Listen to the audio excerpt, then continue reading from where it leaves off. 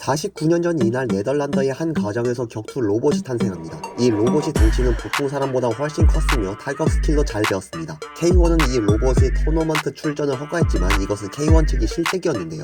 이 로봇이 월드 그랑프리 4번 우승함으로써 경기의 긴장감이 많이 떨어진 데다 노잼 승리 행진으로 K1의 인기가 떨어져서 단체의 몰락에 간접적으로 영향을 끼쳤습니다. 이 로봇의 개발자는 로봇에게 세미슐트라는 이름을 지어줬습니다. 2000년대 입시 격투기를 초토화시킨 격투 로봇 하이타워 세미슐트.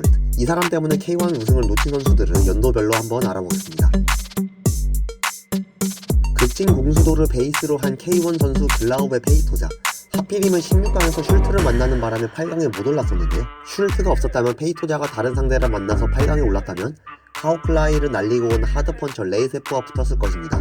두 선수 다 하락세가 오기 전이어서 누가 이길지 판단하기는 어렵습니다. 신장이 작은 세포를 상대로 페이토자가 브라질리언 킥을 맞추기는 쉬운 편이지만 세포의 맷집이 좋고 민첩성도 뛰어나서 다운을 뺏을 수 있었을지는 미지수입니다. 두 사람이 실제로 만났다면 판정까지 갔을 가능성이 높다고 생각하는데요. 근데 두 선수 다 본야스키에게 1패씩 가지고 있습니다. 준결승에서 본야스키의 가드를 뚫을 만한 그림이 잘 안 그려집니다.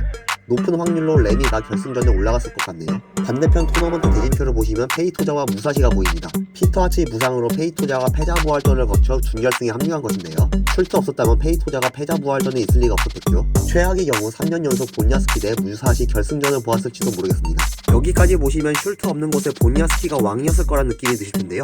정작 본야스키는 슐트의 사기적인 리치와 부지런한 타격에 가드 원툴로 일관하다 데미지 누적으로 무너지고 말았습니다.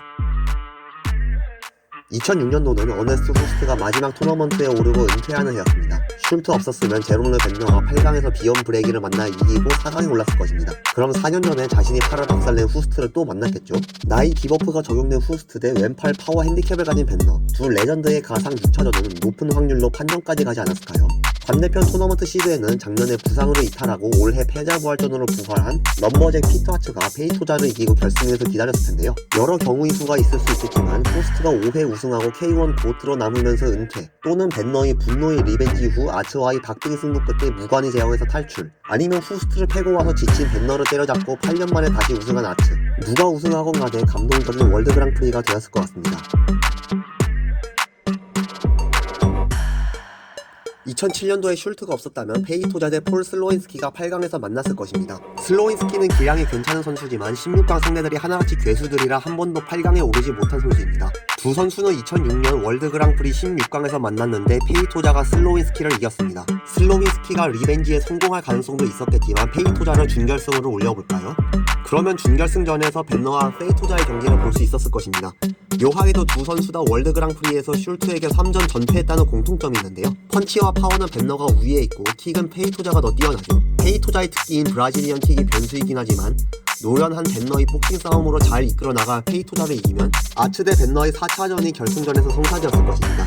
근데 문제는 둘 다 슐트와의 경기 도중 석연찮은 부상으로 다운을 당한 점인데요. 실제로 벤너는 준결승에서 슐트의 레그킥 이후 다리를 절다가 기권패했고 아츠 역시 슐트의 잽에 다운되고 부상당한 무릎 때문에 못 일어나서 패배했습니다. 두 선수 다 안 다쳤다는 가정하에서 벤너가 무관의 제왕 탈출, 두 선수 다 다친 실제 상황을 반영하면 페이토자가 우승자가 되었을 것입니다.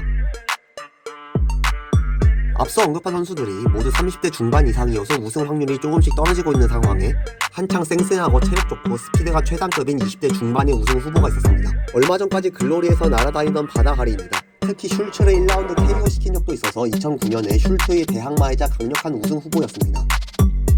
그렇다면 슐트가 없었으면 하리가 결승전에서 누굴 만나 우승했을까요? 슐트 대신 8강에 올랐을 선수는 다니엘 기타입니다.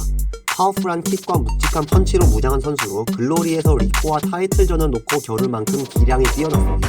실제로 월드 그랑프리 16강전 당시 슐트에게 하이킥을 장렬시키기도 했는데요. 슐트가 없었다면 이 선수가 8강에서 만났을 상대는 벤너입니다. 이때 벤너의 피지컬이 나이 때문인지 조금 떨어진 모양새입니다. 숱한 경기로 누적 데미지가 많았을 벤너가 10살 젊은 기타를 상대로 이길 그림은 잘 안 그려집니다. 이 두 사람이 승자가 다니엘 기타라고 치면 준결승에서 본야스키를 만났을 겁니다. 변함없이 단단한 가드와 날카로운 킥 대 돌주먹 플러스 우세 킥이 대결이 되었겠네요. 파워는 기타가 우세해 보이지만 보냐스키는 얼굴을 간으로 잘 가리기 때문에 바닥에 눕히기 쉽지 않죠. 가다하리 결승전 상대로 기타가 올라왔다면 기타보다 더 빠른 풋워크와 핸드스피드 플러스 많은 경기 경험 덕분에 하리가 좀 더 유리할 듯합니다. 물론 기타의 묵직하고 정확한 카운터에 하리가 드러놓을 가능성도 있었겠죠. 둘 중 누가 우승하건 K1 세대 교체의 적절한 상징으로 등극했을 것 같습니다. 근데 만약 준결승에서 레미가 이겼다면...